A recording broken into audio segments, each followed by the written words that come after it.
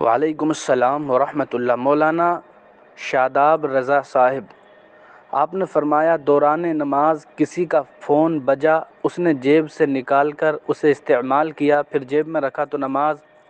ہوگی یا نہیں؟ الجواب، محترم، حکم ہوا خذوا زینتکم عند کل مسجد، نماز کے وقت اپنی ہر زینت لے لو۔ جب نماز ادا کرنے کے لیے انسان جائے، پاکی ناپاکی، طہارت، ستر عورت، استقبال قبلہ، وقت، نیت، تکبیر تحریمہ اور اپنی زینت، اور یہ تمام باتوں کا حکم دیا گیا ہے، تو بھلا موبائل اس سے خارج ہے؟ انسان کو غور کرنا چاہیے کہ میں احکم الحاکمین کی بارگاہ میں کھڑا ہونے جا رہا ہوں، تو مجھے اپنے فون کا خیال رکھنا چاہیے۔ ہم کوئی میٹنگ اٹینڈ کرتے ہیں تو فون کو میٹنگ موڈ پہ لگا دیتے ہیں،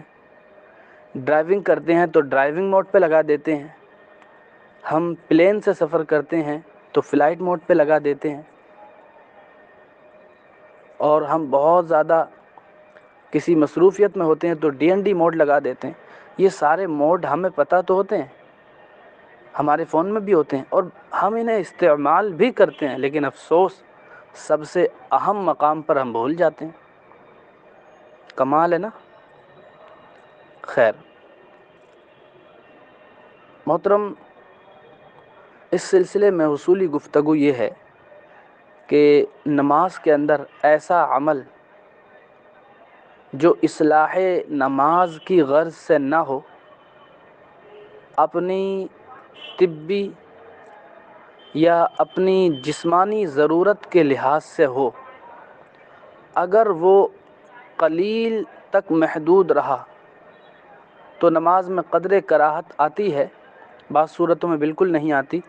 لیکن نماز ہو جاتی ہے۔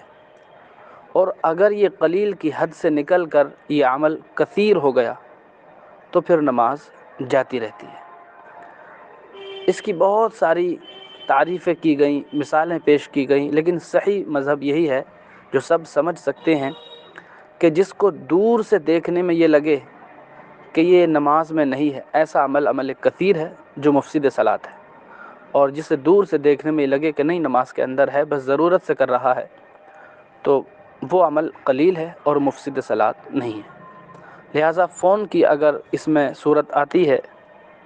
آپ غور فرما لیں تو نماز جاتی رہے گی، ورنہ کراہت کے ساتھ ہو جائے گی۔ لیکن فون کا استعمال بلا شبہ، نماز میں فون کا استعمال